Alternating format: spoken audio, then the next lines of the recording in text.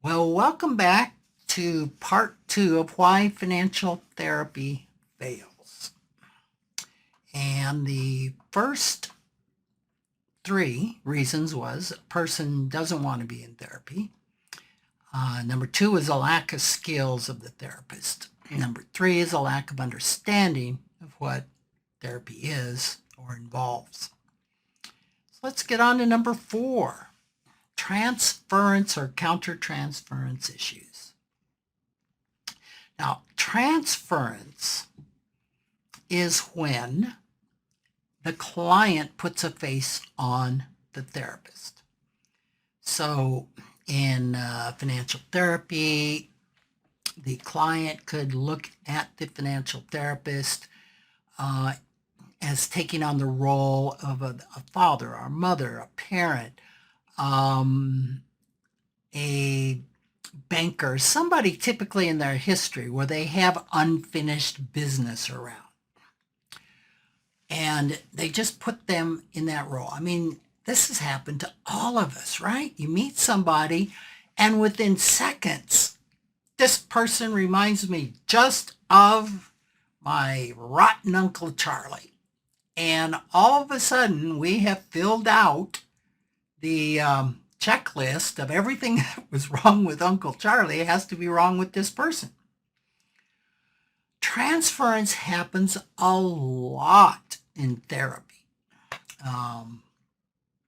And so therapists and financial therapists are on the outlook for this and are trained in addressing this or being aware of it. So I don't want you, if you're a consumer listening to this, to think, oh my God, I've got to be careful not to do transference. No, it's very, very common. I would not worry about that. I mean, that's in a way part of what therapy is all about, is learning to identify when transference is happening, when I'm putting someone's face, oftentimes a parent is a very popular face to put on somebody. And it can happen negatively, the way I just described it can happen positively. Oh, my therapist reminds me of this wonderful man that I once was in love with. And we can have all sorts of positive projection onto the therapist as well.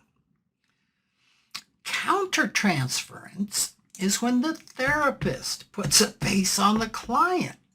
Now, this is more problematic, right? Because as a client, you can't expect this to happen in the same way that a therapist can expect a client to put a face on them. Countertransference can really mess up therapy and really mess up financial therapy because the therapist can no longer, the term is hold the space, for the client. What does that mean? It means that the therapist will be of limited value when they put a face on their client. And why does a therapist put a face on their client? Okay, their client reminds them of somebody, right? And they do all sorts of projection in a nanosecond. And that means that the therapist has some unfinished business somewhere. Okay. Does this happen? Yes. Yes, it happens all the time. And financial therapists do, or I will use the should word, should do a lot of their own personal work on their money issues. And I would say all relationship issues, all issues need to be addressed by a therapist, but especially financial issues, right? If they have thoughts of what it means to be rich, or they were wounded by somebody that had money, or thoughts of what it is to be poor, or opinions about saving and not saving, and just areas in their life where they haven't looked at their own issues. These will be projected onto the client and could come out as being confrontive, could come out as advice. I mean, they can come out in all sorts of ways. I once took a class in group therapy from the American Group Psychotherapists Association. It was kind of fun. It was a 2-day class, and at the end of 2 days, I told everybody I wasn't a therapist. And I outed myself. Obviously, you didn't need to be a therapist to be taking it, but almost everybody but me was. And I remember the instructor, I was so impressed when he said at some point in time during the 2 days, if you want to be successful in this business, and I was like, this is the first therapist I've ever heard call their therapy practice a business. I loved it. You have got to do your own countertransference work. It is the number one predictor of being a successful therapist. So it's a big deal. And if you are going to a therapist for financial therapy, you've got to be certain that that therapist has done their countertransference work on money. And I don't know how you determine all that, but you definitely need to have a conversation with them and asking them how do you or how's your relationship with money. And I'm turning right now to get a book. It was Conscious Finance, and I know we had a page in there on how to interview a therapist. Here it is, page 240. Now, this book is well over 10 years old, and there were no financial therapists back then when I wrote this with Kathleen Fox. But some of the things that I suggest is you ask them about their typical client. You know, is their typical client, do they do financial therapy? Ask them about their education, especially their financial education, about their process, what a typical session's like, and ask them what interior work they've done. What courses, what workshops, what have you done specifically to address your relationship with money? And ask them, what is your relationship with money? Ask them what their primary money scripts are. What are their problematic financial behaviors? We've talked about this on the podcast. We've gone through what those behaviors are. If they're clueless in this area, that would be a red flag. So those are just some things that come to mind. Now, obviously, it's best if you can engage a financial therapist that is certified financial therapist. That will be helpful, but you really need to ascertain what countertransference work the therapist has done. Number 5, a reason why therapy may fail, and specific financial therapy, is that the client leaves financial therapy too soon. This is a big one. Change usually doesn't happen quickly, and especially around money. I've had clients that have been engaging in some form of financial therapy for years that haven't made a huge amount of progress toward their goal. So change, and any change doesn't happen quickly. The change in therapy that would happen quickly, I would suggest to you, is cognitive change. And that's where the client just needs more information on how money works. Like, oh, you can't spend more than comes in. Got it. I'll slash this, and this. Problem solved. Or, oh, I need to be saving much more for my retirement. 500 a month isn't much. I'll start saving 2,000. Got it. All right.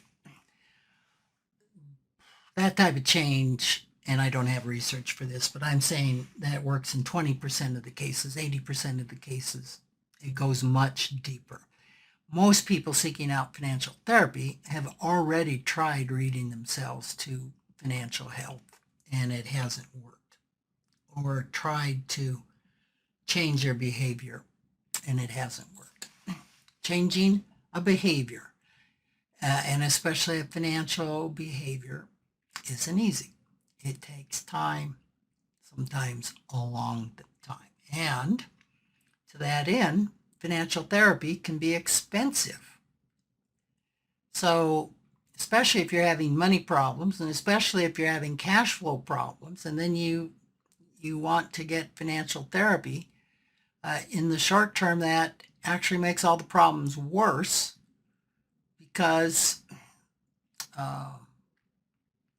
in the short term, you're going to have to spend more, even though in the long term, financial therapy can be the best financial investment a person has ever made. But oftentimes it means spending thousands of dollars, tens of thousands of dollars, to eventually turn that into hundreds of thousands or even millions of dollars. And of course, there's no guarantee that the financial therapy is going to work for all the reasons we're talking about.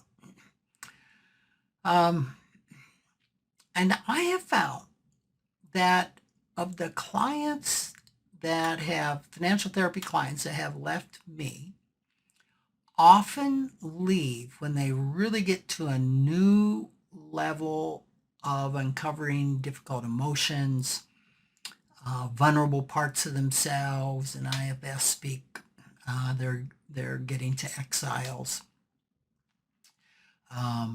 things that are really at the core of the financial behavior, but sometimes don't have anything directly to do with the financial behavior there. And the behavior is symptomatic of the underlying wounding, the underlying trauma, which we've talked a lot about. And it just becomes overwhelming to the person. And it's interesting, as a financial therapist, I have a supervisor, which is a therapist who meets with me, where I learn things that I can improve upon, and they're doing everything in the terms of consulting with me around my particular practice. And my supervisor, I had a client just disappear. Emailed them, no response, just disappeared. And I was just kind of shattered by that. And in so many words, she kindly told me, Ricky, better get used to it, that almost all of my clients just disappear. They just ghost you. And it is usually when they hit something, some circumstance where it's just too overwhelming and they don't want to continue.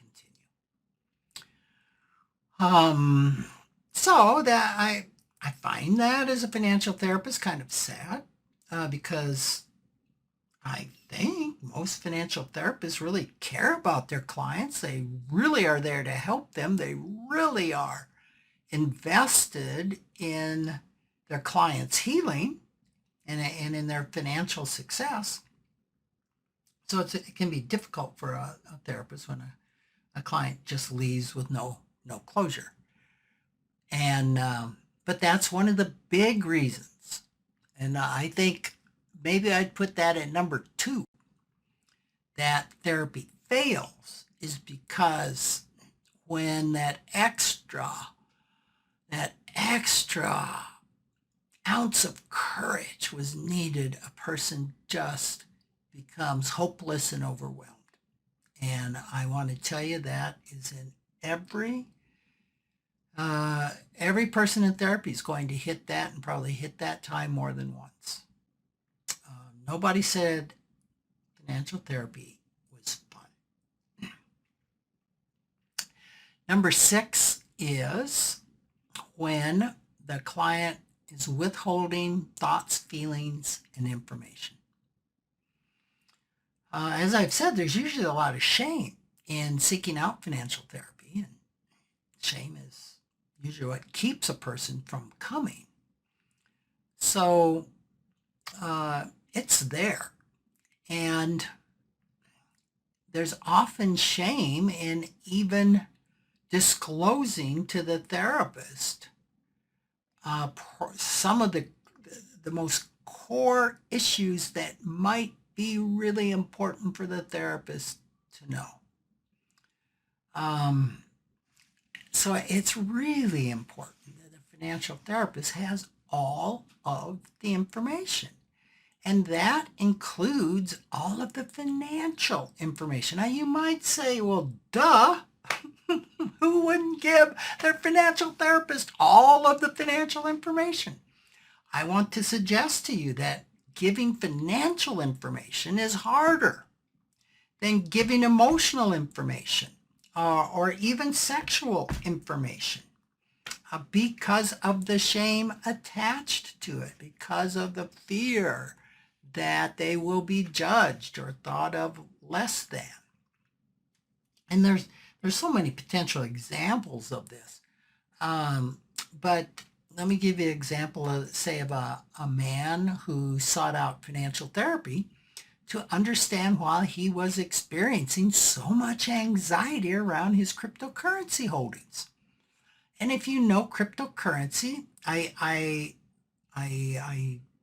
personally have a hard problem calling that an investment. It's more of a speculation. It moves like crazy between, I'm going to say, November, December of 2021 and the spring of 2022. Cryptocurrency lost half of its value. Same thing can happen with the stock market. So in exploring that, it almost felt that there was something else that was not mentioned. And what he never revealed to the financial therapist is that he borrowed 100% of what he put into cryptocurrency on a SBA, Small Business Association loan for his business, and rather than use the money in the business, used it to buy cryptocurrency, which fell by 50% eventually. That's important information. I recently heard of a planner that was working with a client, and the client had taken $10,000 to trade on his own in like a brokerage account. And this is not unusual for clients to want to do that. And they were going over his financial statement, and the financial planner said, how about the $10,000 in your trading account? And the client said, don't want to talk about that. And the planner said, well,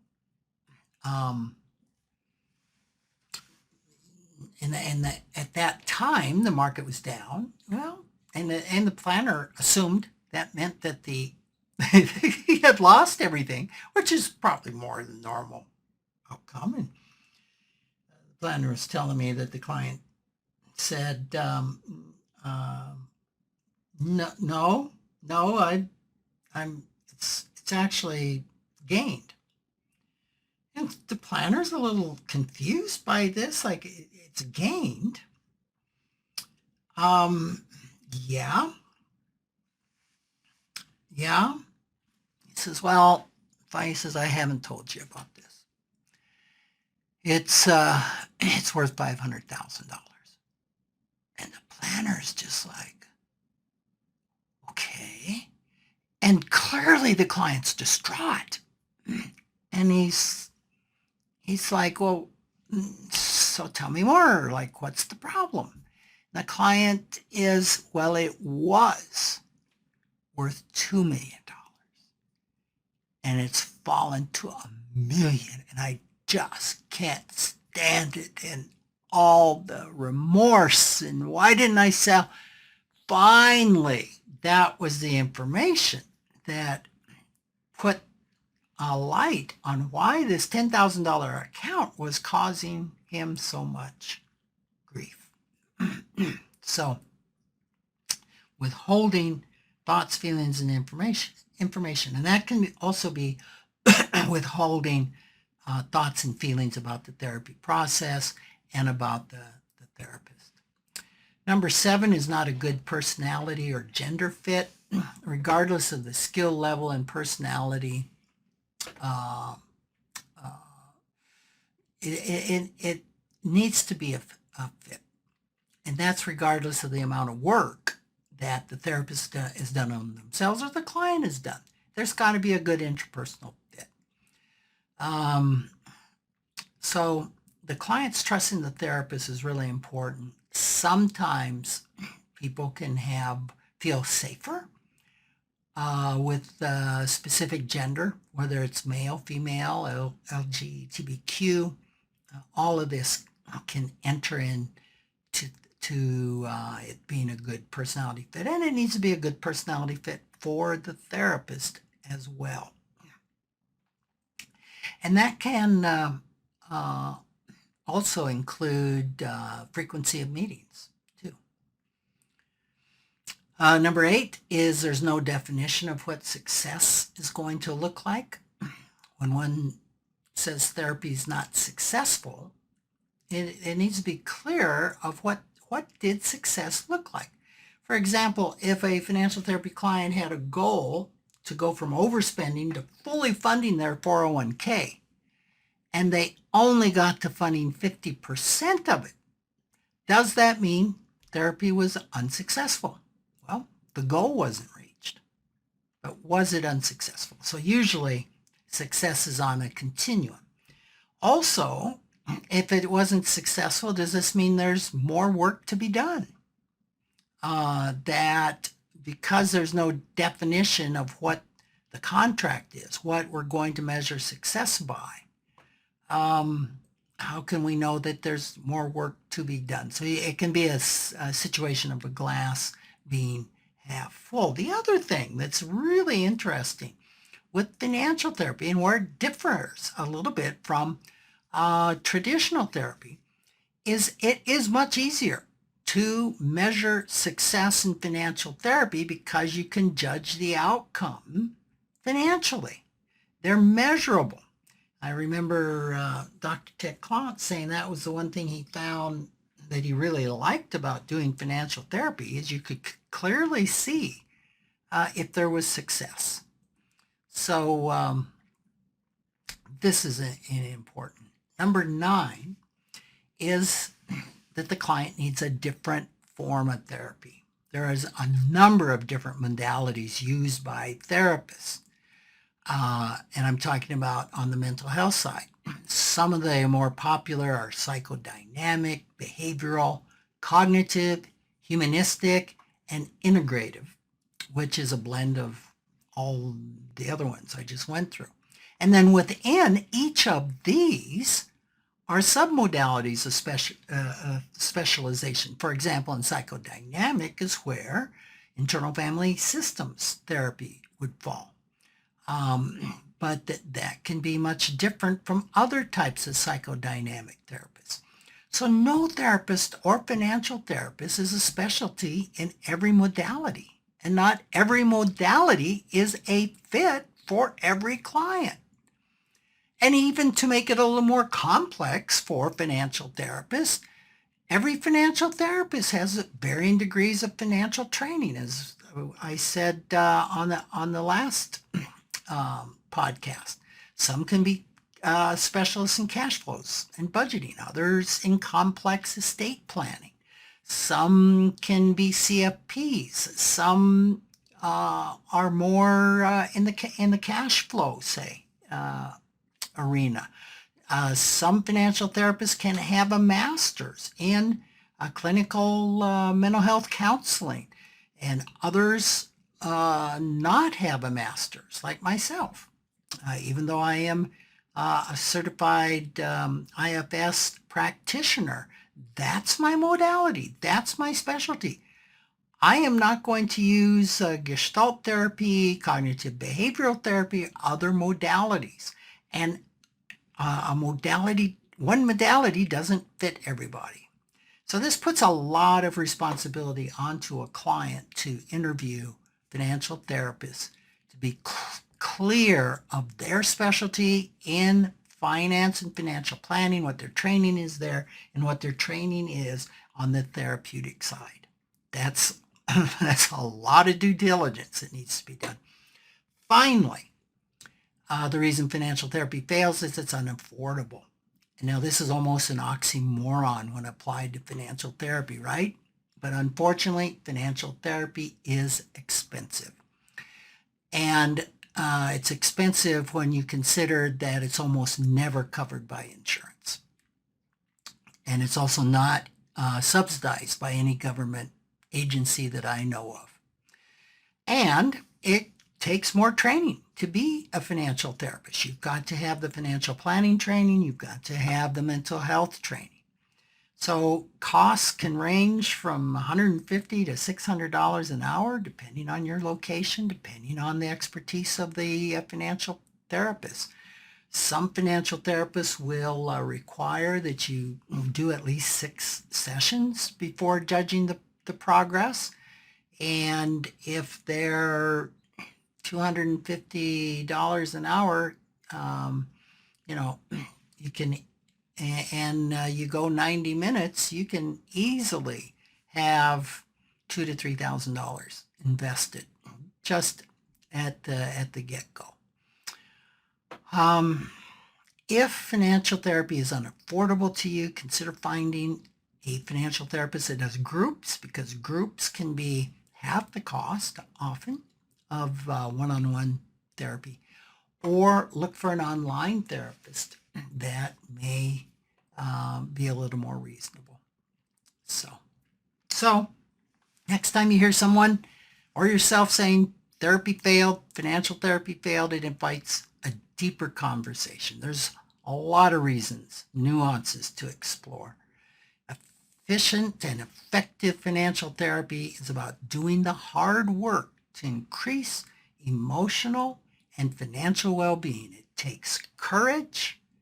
In my experience is that if a person's ready and willing to do the hard work, be open with their therapist, persist during the times that they want to quit, they will usually witness significant improvement and progress toward emotional and financial well-being. Thanks for joining.